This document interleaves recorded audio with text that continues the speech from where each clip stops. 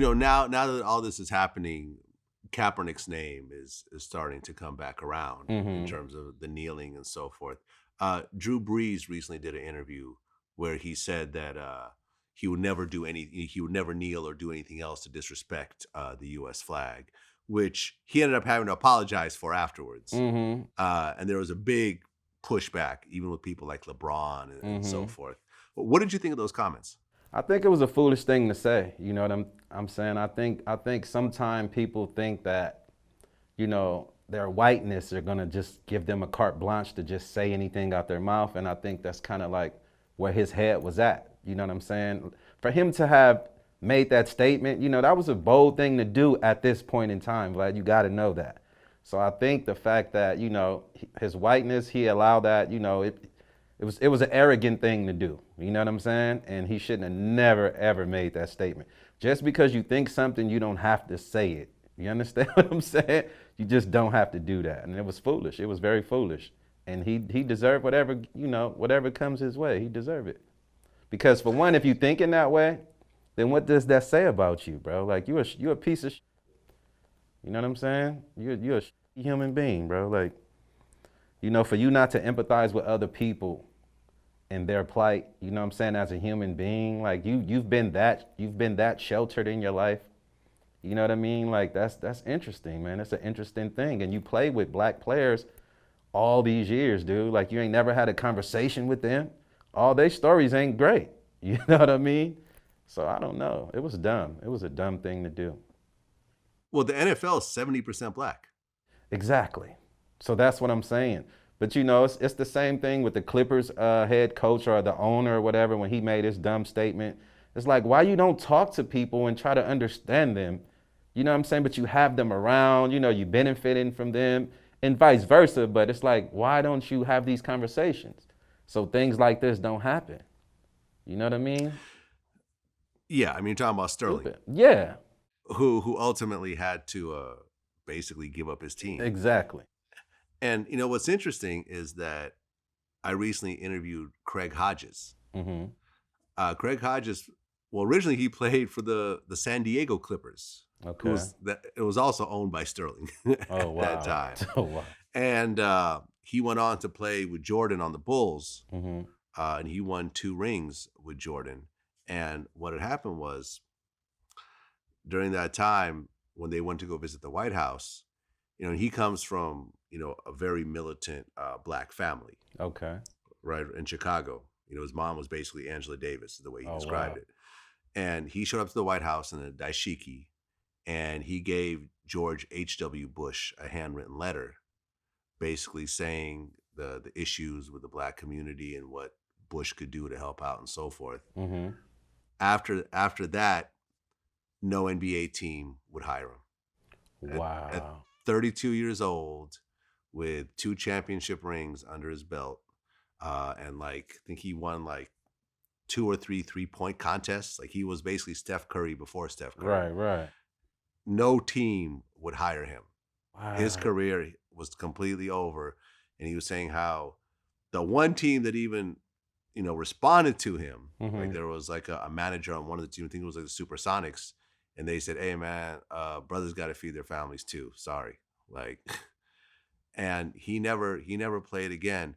Years later, Phil Jackson ended up coaching the Lakers, brought him in as an assistant coach, Oh, that was and decent. with Kobe, and he won 2 more rings Oh, with that was them. that was decent. But Yeah. he wasn't asked to come to the White House either. Right. They were like, okay, we remember what you did last time, but it just shows Kaepernick before Kaepernick, Right. when you see this type of thing happen, that players that protest, Hmm. you know, Kaepernick didn't put his knee on anyone's neck. He put his Exactly. knee on the ground. Yeah, that's that systemic racism, man. It's and then what they call that the good old boys club, and all that type of mentality that you have still in sports, man. It's like the people at the top, they're very old too, Vlad. Like a lot of these owners and stuff like that, and so they come from that old tradition, man, and they're sticking to tradition. But what they're not realizing is you have all these black athletes, all these minority athletes that you have to deal with, man. And they not like the athletes from the 60s and the 70s. They're just not. These are younger kids coming from a different place, you know, who have seen things in their life, you know what I'm saying? And they just not gonna be quiet about it. You know what I mean? And it's something you have to confront and deal with. And if you're not able to do it, hire somebody that is. You understand what I'm saying? If you're not made for the job, hire another person. How about that? So you don't have to deal with it. But it's something you have to confront. I mean, you know what I'm saying? As an owner, as a manager, as whatever, it's something you have to absolutely address at some point. And everybody's Well, understanding that now.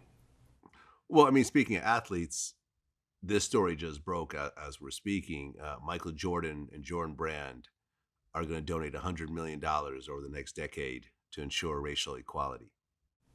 And I wonder how that's Now, gonna work. But that's a good thing, but I wonder how it's gonna work. Like I said, like all of these donations, I never see it come to the people. Like, you know, they need to really ask people what they want. Like they need to come to these areas that they plan on donating all these resources to and ask people what they need as opposed to giving it to people to dole it out in ways that they see fit. Because it never trickles down to the common person, which it should. You know, if you want things to change, then you have to deal with the people on the ground, man. Like you can't be giving it to these companies and these, you know what I mean, and these people at the top, and we never see the change. You know what I'm saying? Like, I don't know, but I guess it's a good thing. I don't know. well, what's interesting about Jordan, and this is something that me and Craig Hodges talked about, was when Craig went over. Well, when Craig joined the Bulls, Jordan was already there, Mm-hmm. and he tried to get Jordan not to renew his Nike contract because it was ending. And by that time, Jordan was huge. The Air Jordan sneaker was gigantic. And he was like, listen, you're bigger than the brand now. You don't have to resign with these guys. You could start your own brand. We could build factories in Chicago. All these kids that are selling drugs on the corner, they could work in the factories. We can get distribution and so forth. Mm-hmm. He didn't want to hear it. You actually approached both Jordan and Magic, Right, and you suggested that the teams not take the floor right. as a protest to the social injustice that's happening with black people in America. And see, it wasn't just see, and that's I think my position at that point in time was we didn't have black owners, black management, black executives. At that point in time, we have an opportunity with 21 of the 24 athletes. You know, and that's one of the things I was talking to Horace Grant about that this morning because he called me to get clarification. And I was telling Horace, I was like, brother, when I was talking to y'all in 1991, half of y'all was looking at me like I had my third eye literally outside of my head. So when I would ask y'all, brothers, what about us boycott? It was so cursory to y'all. It was so like nonsensical. It was just a fleeting thought. Craig Hodges during the NBA Finals asked Jordan and Magic Johnson not to take the floor as a protest.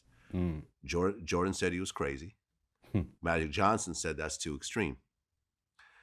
And ultimately, you know, Jordan had that famous line, you know, Republicans buy sneakers too. Mm-hmm. And at one point in North Carolina, Jesse Helms was running for office, Mm-hmm. who was considered one of the most racist politicians of all time. There was a black guy that was running against him. Jordan's own mother begged him to just take a picture with him. Jordan said, nah, I'm not going to rock the boat. Wow. He wouldn't support Was Jordan went to college, right? North Carolina. And Magic went to college, right? Were they fraternity? Were they fraternity at all? Either one of those guys? Because I know people that pledge fraternity back in those days. They come out with a different mentality. You know, they don't want to rock the boat. You know what I'm saying? Because they have, yeah. Omega Psi Phi. Okay, so there it is there. So it makes sense. You know what I mean? It makes sense that they took those stances. Yeah, I understand now. Mm-hmm. Yeah, I mean, because when you look at a LeBron these days, and LeBron is very outspoken, Right. he could look at Jordan coming up and say, okay, this is possible. Mm-hmm. I could get to this level because this other guy who does the same thing I do has done it. When Jordan reached that level, there was no one to look up to. Absolutely. He got bigger than anybody. Absolutely. Magic Johnson wasn't touching with Jordan. Magic Johnson didn't have big movies like Although Space he Jam. should have, but yeah, I get it. But you're right, but he didn't. Like, you know, want to know what's crazy? When I interviewed Craig Hodges, when he first started playing basketball, professional basketball, fresh out of college, this was, I believe, the 70s, right? His starting salary was $40,000. Wow. The minimum starting salary in the NBA right now is $900,000. Okay, it's not too So, and that's with 0 years of experience, and that's if you're the worst player on the team, right, essentially, right? If you're a number one draft pick, you're. But I mean, if you get to the pros, I mean, it counts for something. But I get what you're saying. It counts for something. But back then, those dudes probably had day jobs. Like, yeah, you know, they played basketball at night and maybe worked. Yeah, at a because it factory wasn't during more. You know, it wasn't. People had a passion for the game. You know, Vlad. Like people, you know, those players played because they were in love with the sport. Now it's become a business. It's become a brand. It's become a marketing tool. So yeah, it's different now. You know what I mean? Like people switching teams because they want a ring.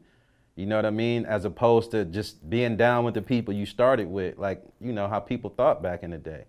You know what I mean? So yeah, it's definitely it's a different playing field now. Yeah. Yeah. And you know, these guys like LeBron and Curry are kind of setting up for multi-generational wealth. Yeah. And doing things like, I think LeBron, that whole school that he built, I think was just amazing. That's excellent, man. Like I love people that do things like that because, you know, you really know where you came from. You know what I'm saying? And you're really trying to give back. And what's a better way to give back than to build a school? Like that's dope. I think that's really dope. Jalen Rose has a school in Detroit as well. Oh, that's awesome.